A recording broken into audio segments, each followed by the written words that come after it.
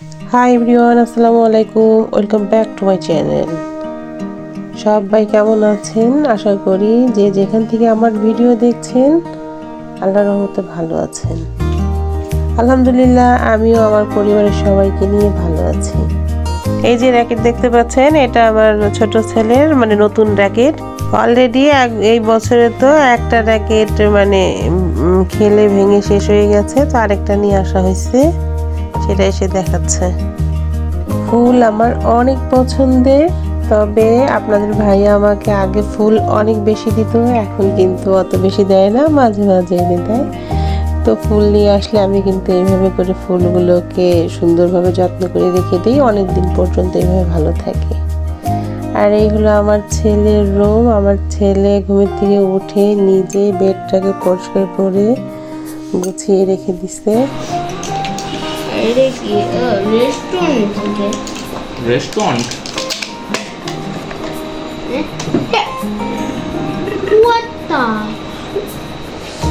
সকালে আমার হাজবেন্ড বাজার করে নিয়ে আসছে, আর সঙ্গে কিছু ফলও নিয়ে আসছে।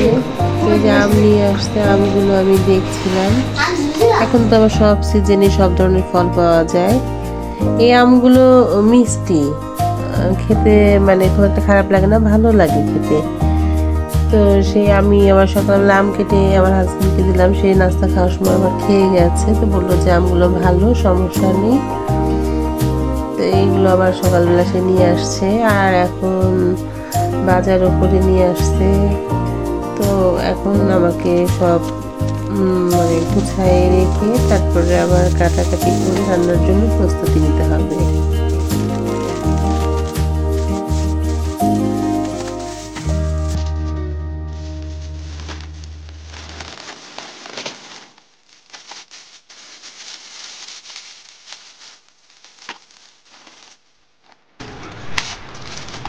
এখন কিছু কাঁচা সবজিও নিয়ে আসছে, সেগুলো আমি এখন গুছাই নিব। আমি তাকে যতই বলি যে অল্প করে নিয়ে এসো, যেহেতু আমরা এখন তো অল্প মানুষ ফ্যামিলিতে, তো সেজন্য কিন্তু এত বেশি সবজি দরকার হয় না। আর যেহেতু সে প্রত্যেক দিনই বাজারে যায়, মর্নিং ওয়াক শেষ করে সে বাজার করে তারপরে বাসায় আসে, তো সেজন্য কিন্তু এতগুলো সবজির প্রয়োজন নেই একবারে আনা। যতই না করি তারপরও সে নিয়ে আসবে। সে বলে যে বাজারে যে সে যত রকম সবজি দেখবে তা শুধু কিনতে ইচ্ছা করে। সব গুছাই রেখে আমি আবার রাইস কুকারে যে ভাত বসিয়ে দিয়েছিলাম, ভাতটা কিন্তু হয়ে গেছে। তো এরপর আমি তরকারিগুলো রান্না করে নিব।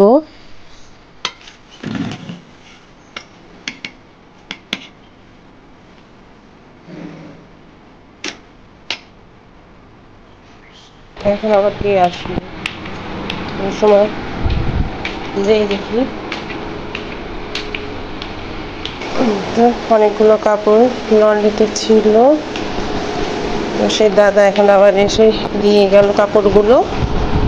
এখন এই কাপড়গুলোকে আবার সব গুছায়ে ওয়ারড্রবে রাখতে হবে। তো অনেকগুলো দেওয়া হয়েছিল, এখন দেখি কয়টা সব ঠিকঠাক আছে কিনা। সবসময় ঠিকঠাক থাকে, কখনো এলোমেলো হয় নাই, বরং একবার বেশি উনি দিয়ে ফেলছিল, 4টা ড্রেস উনি বেশি দিয়ে ফেলছিল। সব কাপড়গুলো চেক করে যখন দেখছি যে ওগুলো আমাদের না, বাড়তি 4টা চলে আসছে, পরে আবার ওগুলো ব্যাক করে দিছি। এখানে সব ড্রেসগুলো, পাঞ্জাবি পাজামা আলাদা ড্রয়ারে রাখতে হবে, আর শার্টগুলোকে আলাদা ড্রয়ারে রাখতে হবে। তো যাই হোক, এখন এগুলোকে একটু গুছাই নিই, আবার দেখা হচ্ছে পরে, কথা বলছি। এতগুলো কাপড় আমি এক হাত দিয়ে নিয়ে আসছি, তাই একদম আমার অনেক কষ্ট হয়েছে, সেজন্য কথা বলতে যেও হাঁপাই যাচ্ছিলাম। যাই হোক, এখন কাপড় চোপড়গুলো গুছাই রেখে আমি তারপর আবার কিচেনে চলে আসছি। এদিকে আমার কিন্তু রান্নার অনেক কিছু হয়ে গেছে, ডাল হয়ে গেছে, মাছের তরকারিটা হয়ে গেছে, আবার পালং শাক হয়ে গেছে। এখন একটু মুরগি রান্না করে নিব, যেহেতু বাচ্চারা মাছের চাইতে কিন্তু চিকেন দিয়ে খেতে বেশি পছন্দ করে, সেজন্য তাদের জন্য আমি একটু চিকেনও রান্না করে নিচ্ছি। আর চিকেনটা যদি এইভাবে বড় বড় পিস করে রান্না করলে দেখতে তো সুন্দর লাগে আর খেতে তো অবশ্যই ভালো লাগে। সবচাইতে মজার বিষয় হলো আমার ঝামেলা কম হয়। এইভাবে করে বাচ্চাদের সামনে দিয়ে রাখলে ওরাও খুশি হয়ে এইভাবে করে মানে খেয়ে নেয়, সেজন্য আমার একটু ঝামেলাও কম হয়, এটাই আমার সুবিধা। এখন এখানে আমি দুধ জাল করে নিচ্ছি, একটু মিষ্টি তৈরি করব। তো মিষ্টির জন্য দুধটাকে আমি ভালো করে আগে বলক তুলে নিয়ে এখন এর মধ্যে দিয়ে দিব ভিনেগার আর পানি একসঙ্গে মিশিয়ে নিয়েছি। দুধটা ভালো মতো জাল হয়ে গেলে চুলা অফ করে দিতে হবে। তারপরে এই ভিনেগার মিশানো পানিটা দিয়ে আলতো হাতে নেড়ে চেড়ে দিতে হবে আর একটু চামচ দিয়ে এইভাবে নাড়াচাড়া করে দিতে হবে। তাহলেই কয়েক মিনিটের মধ্যে কিন্তু আমার ছানাটা রেডি হয়ে যাবে। তবে এভাবে একটু নাড়াচাড়া করে নিচ্ছি। তো দেখেন কত সুন্দর ছানা হয়ে গেছে, একদম পারফেক্টভাবে কিন্তু ছানাটা রেডি হয়ে গেছে। এখন এই ছানাটাকে মানে পানি থেকে ঝরিয়ে নিব। পানি থেকে ছানাটা আলাদা করে আমি ঠান্ডা পানি দিয়ে কয়েকবার ধুয়ে তারপর আমি এটাকে মানে পানি ঝরাতে রেখে দিব। তাহলে কিন্তু মিষ্টি তৈরি করার জন্য আমাদের পারফেক্ট ছানা হয়ে যাবে। অনেক সুন্দর ছানা হয়েছে, দেখেই বোঝা যাচ্ছে। এই ছানা দিয়ে যেই মিষ্টি তৈরি করি তা তো আপনাদের সঙ্গে শেয়ার করব ইনশাল্লাহ, তখন দেখতে পারবেন। আর এই হলো এই যে ছানার পানি। এরপরে আমার ছোট ছেলে আবার যে কেক খাচ্ছিল, ওর আবার খুবই ফেভারিট এই কেকটা, তো ও আবার খাচ্ছে, আমি আবার একটু শ্যুট করলাম। ও বলছে আমাকে ভিডিও করো, তাই বললাম ঠিক আছে, সেজন্য আবার তার একটু ভিডিও এইভাবে নিলাম। আর এইদিকে আমার দুই ছেলে, তারা তো কবুতর নিয়ে মহা ব্যস্ত, কখনো রোমে নিয়ে আসে, কখনো ছাদে নিয়ে যায়। কবুতর নিয়ে তাদের ভালো সময় কাটছে। তো ছোটজন হচ্ছে মানে বলছে আমাকে হেল্প করো, সে কবুতরকে ধরবে, ধরে সে ভাইয়ার সঙ্গে ছাদে নিয়ে যাবে। এখন বিকালবেলা ছাদে কবুতর নিয়ে আসছে, নিয়ে এসে কবুতরকে মানে খাঁচায় রেখে আলো দেখাচ্ছে, বিকালে সূর্য দেখাচ্ছে। আর এইদিকে আবার আমার ছেলে কবুতরের জন্য খাবার কিনে নিয়ে আসছে। তো এখন সব রকম খাবারগুলো একসঙ্গে মিশিয়ে তো রাখতে হবে, তারপর অল্প অল্প করে তাদের দুজনকে দেবে। তো বড়জনও যা করে ছোটজন তাই দেখে দেখে সেটাই সে করতে চায়, তা না হলে সে মানে রাগ হয়ে যায়।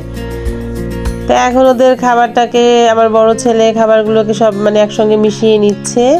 কয়েক রকম খাবার একসঙ্গে কিনে নিয়ে আসছে, আর সঙ্গে যে চাউলও দিচ্ছে এর সঙ্গে, তো সব এখন মিশিয়ে নিবে।